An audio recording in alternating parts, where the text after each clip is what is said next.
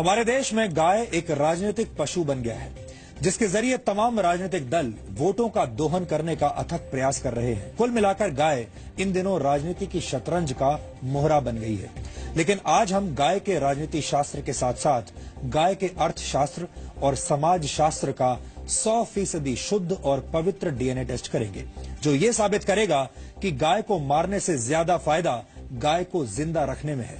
गाय का दूध हो, गोबर हो या गौमूत्र, गाय मरते दम तक समाज की भलाई का काम निष्काम भाव से करती है। शायद इसीलिए वेद पुराणों में गाय को कामधेनु कहा गया है। गाय का दूध कई तरह के रोगों को रोकने और उनके उपचार में काम आता है और गाय ही मनुष्य के आसपास मौजूद एकमात्र ऐसा प्राणी है जिसका मल मूत्र भी पवित्र और उपयोगी माना जाता है। वैज्ञानिक रिसर्च में ये साबित हुआ है कि गाय के दूध में प्रोटीन, कार्बोहाइड्रेट्स, मिनरल्स और विटामिन डी होता है, जो रोग प्रतिरोधक क्षमता और मानसिक विकास में सहायक होता है। ये भी माना जाता है कि यज्ञ और हवन के दौरान गाय के दूध के घी की आहुति इसलिए दी जाती है क्योंकि इससे हवा में ऑक्सीजन का लेवल बढ़ता है। वैज्ञानिक रिसर्च में यह भी साबित हुआ है कि गौमूत्र में मौजूद तत्वों का सेवन कैंसर और टीबी जैसी बीमारियों में फायदेमंद होता है। पेट संबंधी बीमारियों में भी आयुर्वेद गौमूत्र के सेवन की सलाह देता है। और आपको ये जानकर बेहद हैरानी होगी कि अमेरिका ने गौमूत्र उत्पादों से जुड़े 4 पेटेंट्स ले लिए हैं। अमेरिका हर वर्ष भारत से गौमूत्र आयात करता है और उससे कैंसर की दवा बनाता है। गाय का गोबर भी गौमूत्र की तरह ही मूल्यवान होता है। रासायनिक खाद के मुकाबले गोबर से बनी प्राकृतिक खाद के इस्तेमाल से कृषि योग्य भूमि की नमी 50% तक बढ़ जाती है, जिससे फसल अच्छी होती है। गाय के गोबर से बनी बायोगैस अमेरिका और जर्मनी जैसे देशों में गाड़ियों के ईंधन के तौर पर इस्तेमाल हो रही है और मशहूर कार निर्माता कंपनी टोयोटा गाय के गोबर से हाइड्रोजन फ्यूल बनाने की तकनीक पर भी इस वक्त काम कर रही है। यही वजह है कि गाय को कामधेनु कहा जाता है। तो हमको जरा ये बताइए कि वो गाय जो कि लोगों की नजर में बेकार हो जाती है, तो वो बेकार गाय जो है जब जमीन पे जाती है, ये एलन सेवरी की रिसर्चेज हैं, 1 किलो गोबर जिस जमीन में पड़ जाता है उस जमीन में 9 लीटर पानी अपने अंदर एब्जॉर्ब करने की क्षमता बन जाती है। और जब आप ये इमेजिन करिए कि वहां पे एक गाय 8-10 किलो गोबर छोड़ रही है, तो 100 लीटर पानी उस सॉइल के अंदर मॉइस्चर की तरह से एब्जॉर्ब रहेगा। और अगर साल ऐसा होगा तो इरिगेशन वाटर की तो जरूरत ही नहीं पड़ेगी। गौमूत्र भी हमने काफी 10 रुपये लीटर भी लगाए तो अभी 5 लीटर 50 के हिसाब में 8-10 हजार महीने का तो एक गाय आराम से आपको गोबर मूत्र दे सकती है। गोबर और मूत्र दे सकती है, जो कि लोगों की नजरों में नकारा, जो किसी काम की भी नहीं, वो गाय तैयार कर रहे हैं।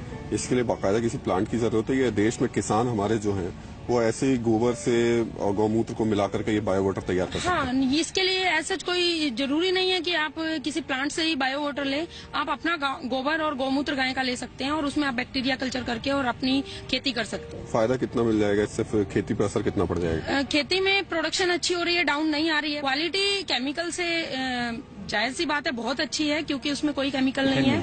180 मिलियन कैटल हेड्स हैं इंडिया में, और उनसे अगर हम बायोगैस के रूट के थ्रू जाएं तो उसमें कम से कम 85 million standard cubic metre per day gas निकलेगी। और उससे ज्यादा निकलेगा गोबर से कंपोस्ट, उसको बायो कंपोस्ट बोलते हैं या बायो मैन्योर भी बोलते हैं। तो एक रूट है कि बायो मैन्योर मिली खेती के लिए, और बड़ी खुशहाली रहेगी। ये यूरिया से 10 टाइम बढ़िया खाद है। इसकी जो उर्वरक शक्ति है मिट्टी की, वो हमेशा कायम रहती है, बढ़ती है रादर। तो ये खाद का काम आया। दूसरा, गैस निकली। तो ये गैस जो आपको बता रहा था कि अगर गैस निकाला जाए तो ये पूरे भारतवर्ष की जितनी भी गाड़ियां हैं, चाहे वो ट्रक हों, बसेज हों और वो गाड़ियां हों, वो इस गैस पे चल सकती है। कैंसर और HIV, हेपेटाइटिस बी, आरपी अल्सर जैसे जैसे हमारे 99% रिजल्ट है। हमारे पास अगर कैंसर का पेशेंट का लीवर ठीक हो, खाना पीना खाता हो, हम एग्रीमेंट कर सकते हैं पेशेंट को ठीक करने का। आप साइन करके देते हैं? बिल्कुल साइन करके दे देंगे। हमारे पास यहाँ अगर छोड़ देंगे तो हम बिल्कुल 101% ठीक कर देंगे। कैसे ठीक करेंगे उसको? हम हमारी पद्धति से ठीक करेंगे, गोपैथी से, गौमूत्र से, और जो पंचगव्य से हम जो हमारी दवाई तैयार। आपने देखा कि एक गाय किस तरह से सामाजिक और आर्थिक नजरिए से बेहद उपयोगी है, यानी गाय मांस के मुकाबले मां की भूमिका में ज्यादा फिट बैठती है। वैज्ञानिक शोधों में यह बात साबित भी हो चुकी है कि गाय का मांस खाना पर्यावरण के लिए भी नुकसानदायक है। संयुक्त राष्ट्र के पर्यावरण कार्यक्रम ने गाय के मांस यानी बीफ को जलवायु के लिए नुकसानदायक गोश्त बताया है। अमेरिका की येल यूनिवर्सिटी की एक रिपोर्ट के मुताबिक बीफ के उत्पादन के लिए अन्य मवेशियों के मुकाबले 28 गुना ज्यादा जगह चाहिए होती है और ये ग्लोबल वार्मिंग में 11 गुना ज्यादा योगदान देता है।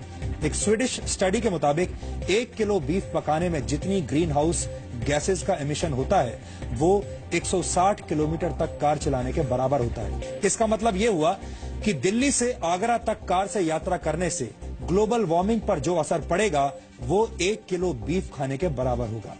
बीफ उत्पादन जल संरक्षण के लिहाज से भी खराब है, क्योंकि गेहूं और चावल जैसी मुख्य फसलों के मुकाबले बीफ के लिए पशुपालन में करीब 10 गुना ज्यादा पानी लगता है।